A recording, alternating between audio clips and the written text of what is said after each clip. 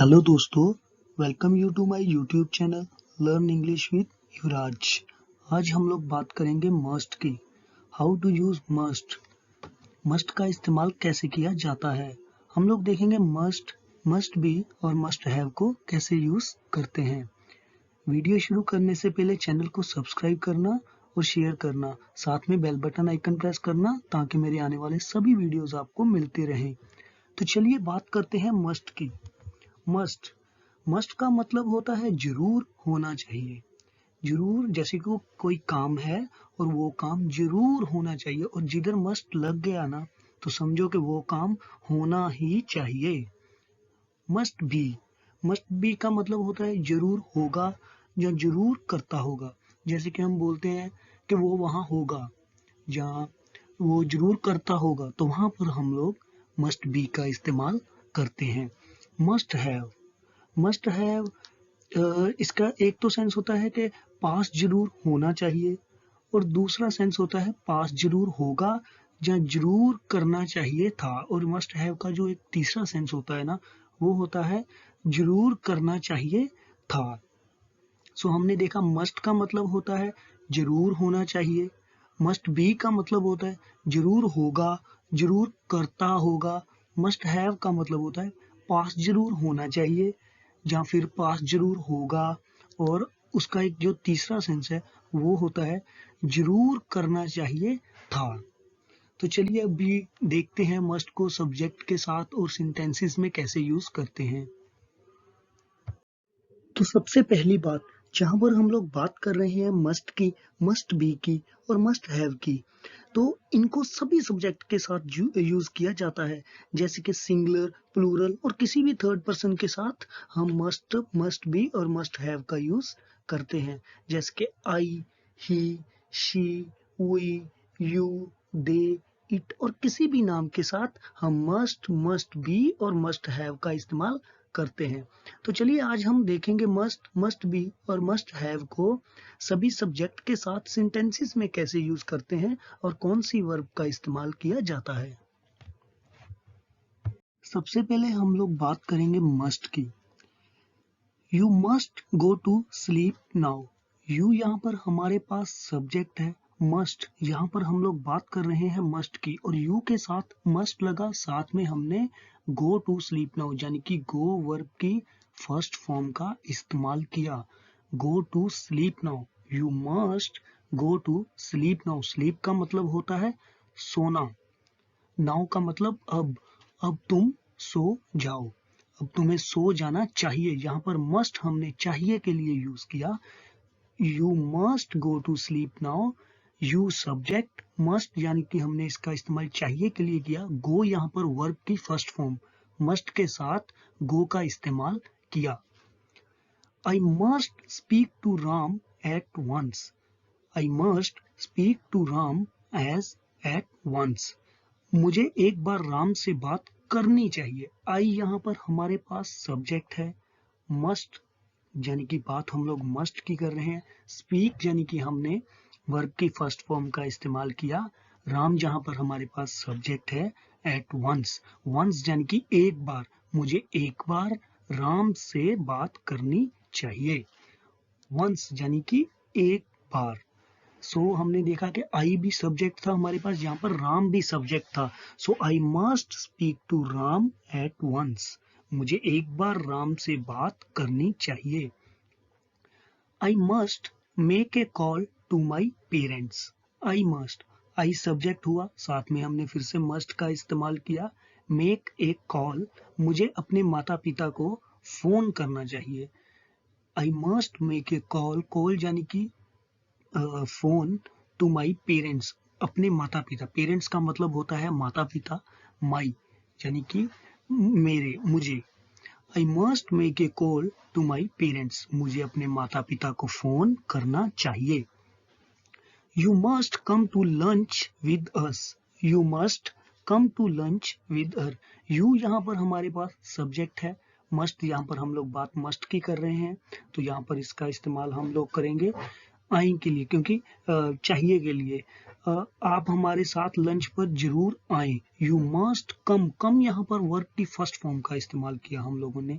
Lunch with अस यानी कि हमारे साथ। You must come to lunch with us, आप हमारे साथ लंच पर जरूर आए।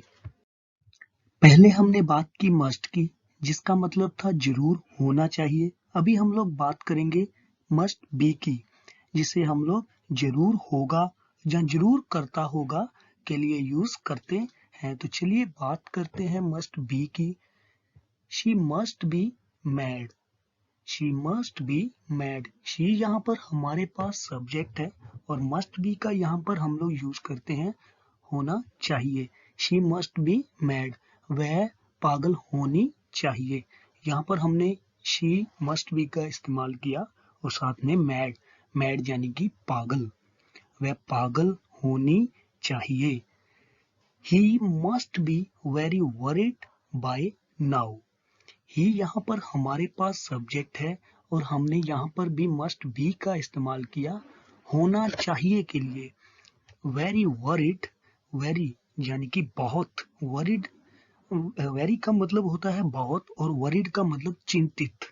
बाय नाउ यानी कि अब तक, वह अब तक बहुत चिंतित होना चाहिए, यानी कि कोई बात है, कोई वजह है। सो यहाँ पर हमने मस्ट बी का इस्तेमाल किया कि वह अब तक बहुत चिंतित होना चाहिए। You must be joking. You must be joking.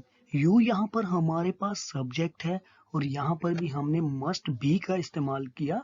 You must be joking, आप मजाक कर रहे हैं। तो यहाँ पर मस्ट बी का इस्तेमाल हो रहा है, सो हमने इसका इस्तेमाल किया रहे हैं के लिए।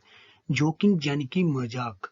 यू हमारे पास सब्जेक्ट है, मस्ट बी का साथ में हमने इस्तेमाल किया और जोकिंग यानी कि मजाक, आप मजाक कर रहे हैं। I must be getting back.